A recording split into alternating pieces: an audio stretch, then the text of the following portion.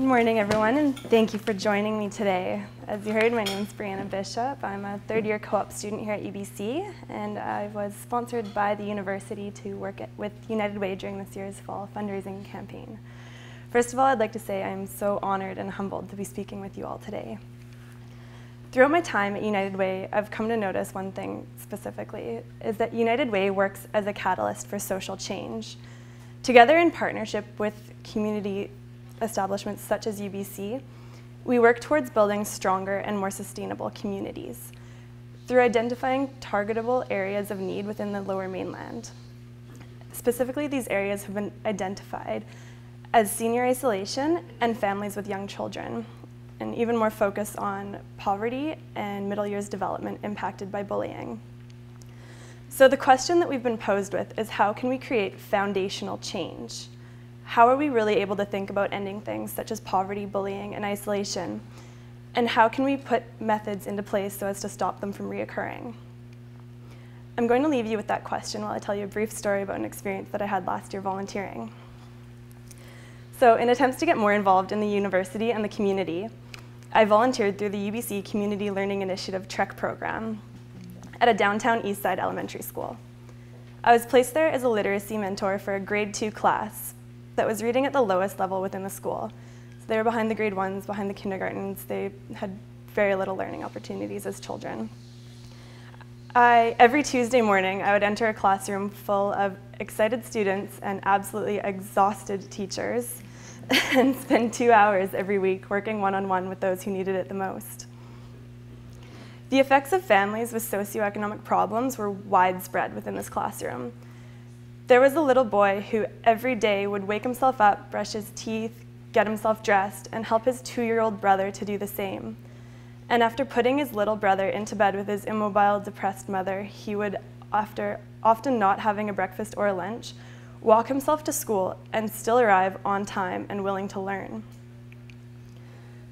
This made me confront an entirely different reality than one that I'd been accustomed to. One where poverty, bullying, and isolation were the rule and not the exception. So as I learned the different stories of the students within the class, my heart went out to them, and my desire to help them grew stronger. And even though I was just sitting with them, helping them read, I was able to be there for them. I was able to offer them a stable and supportive relationship that they may not have otherwise received from adults in their lives. I worked mostly with a little girl named Selena, an extremely energetic and chatty young girl, except for when it came to reading. She became really silent and fidgety, and at any opportunity would try to direct the conversation to another topic. So I tried really hard to find a way to make reading fun for her. I taught her some tricks that I remember being taught to myself when I was learning to read, and we started to play some games with the flashcards. And I began to see some gradual improvement. Now, although she was improving in our one-on-one work, she still really struggled in the classroom setting.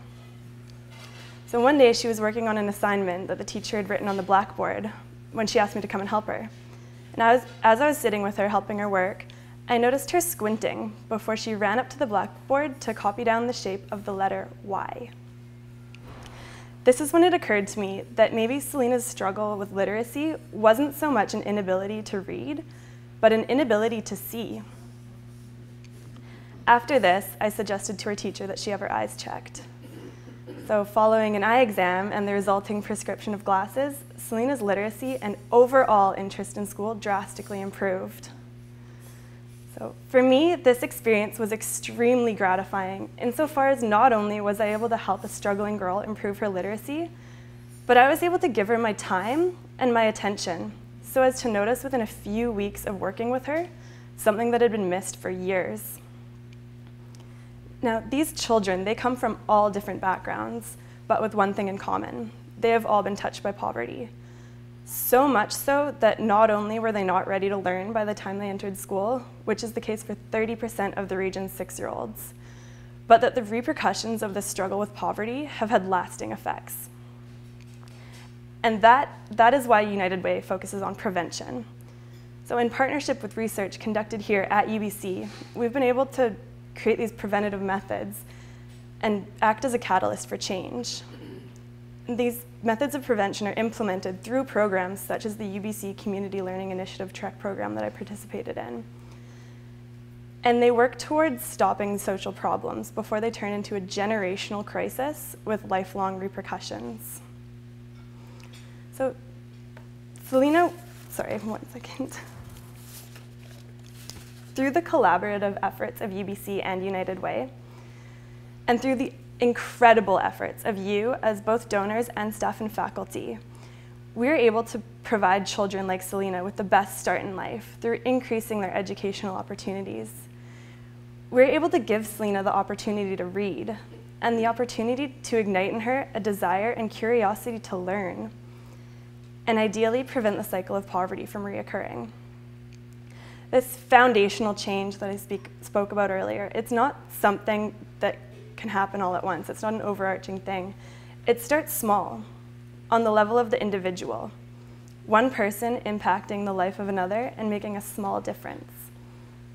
So Selena wasn't the only one to grow and benefit from our time together. She showed me the value of paying attention to someone, and the value of being able to listen and simply be there. And she showed me a window into an entirely different reality, and sparked in me a desire to make a difference. Now, by giving at this leadership level, you were able to reach even more vulnerable children and families. And UBC has the most leadership donors out of all the organizations within the Lower Mainland. That is incredible. That is something to be so, so proud of. And by giving at this level, you guys all here are the leaders on the forefront of change. Thank you.